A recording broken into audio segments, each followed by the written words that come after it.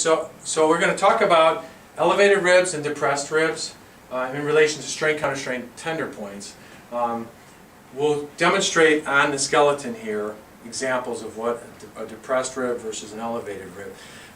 Let's just take, for example, any one of the ribs 3 through 6 on this left side. An elevated rib would be a rib that moves upward in this position. Depressed rib is a rib that is being pulled down into this position. And a rib torsion is actually a combination of an anterior rib dysfunction and a posterior rib dysfunction, which would be an angled rib in this direction, where it's depressed in the front and elevated in the back.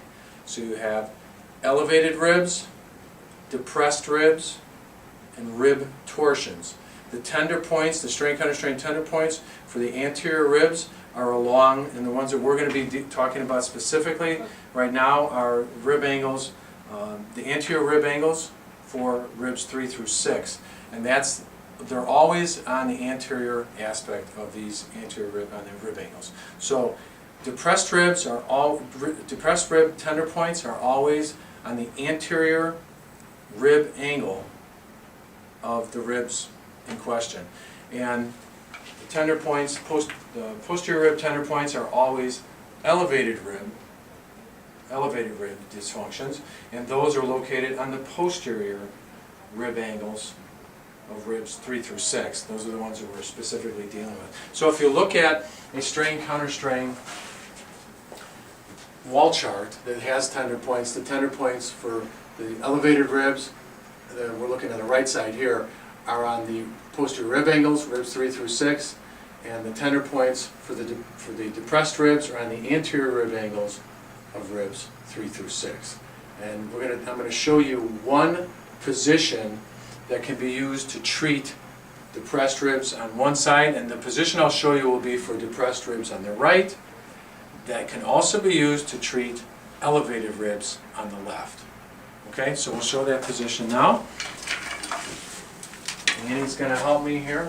Sit up on the table, and if you can put just this foot under your right thigh, so you're kind of sitting on that ankle, and raise you up a little bit. So what we want to accomplish here is we're going to be treating depressed ribs on the right and or elevated ribs on the left. Sometimes you'll see that in combination with patients, that they'll have depressed ribs on one side and elevated ribs on the other. So we're going to elevate the left side and depress the right side further. Okay, and Annie doesn't have any elevated ribs here on the left side, but we're going to go ahead and pretend as if we were treating this elevated rib on the left side. So we'll just pick a rib 3 or 4 rib angle on this side, and we want to make sure that the patient's arm ends up going on the pillow on top of your shoulder with your head behind the patient. Okay, much less invasive from the patient's point of view. So go ahead and put your arm up on here. I'm going to use my left hand to control Annie's right shoulder. We'll put your hand behind your back. So Annie put her right hand behind her back. I can control side bending this way by standing up and down. So I can get up and down and change how much elevation there is on these ribs on this left hand side, and then depress that right shoulder down further and get a little bit of rotation away. So for the elevated ribs on the left side here, I'm elevating the ribs further and I'm rotating away from the tender point side and side bending away. So it's left side posterior elevated ribs.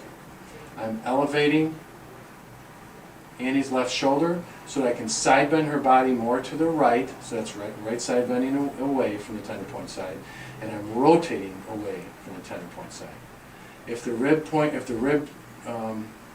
were treating anterior rib angles or depressed ribs on the right side, I would be depressing that rib or side bending towards and rotating towards that tender point side because it's right rotation.